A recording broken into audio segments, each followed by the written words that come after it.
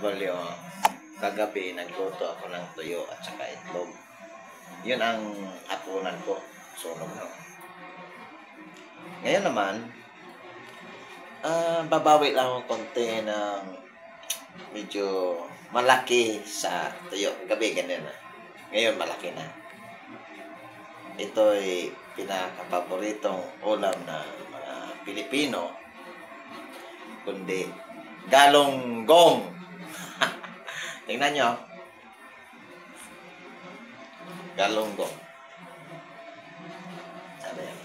Oops, yan. Galonggong. Ang galonggong ay yan ang murahing ulam sa Pilipinas. Ito. Kay Alex.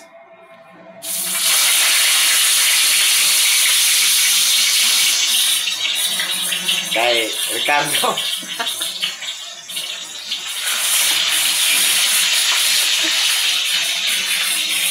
Ito para sa akin.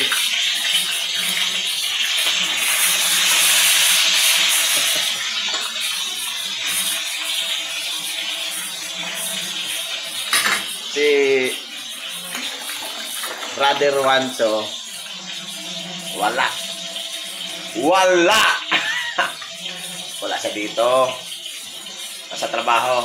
Siya lang nahiwalay sa amin, sa grupo ko, kapatiran. Si Wancho ang laging wala ka. Ricardo, Alex, ito ng ulam nyo. Tag-isa tayo. Parang buang. February kasi, kaya masayahin.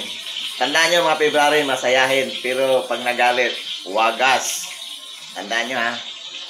Kita nyo yung buhok ko. Haba na, magpapagupit kaya ako. Tamad ako lumabas. Tamad na tamad lumabas. Sige na.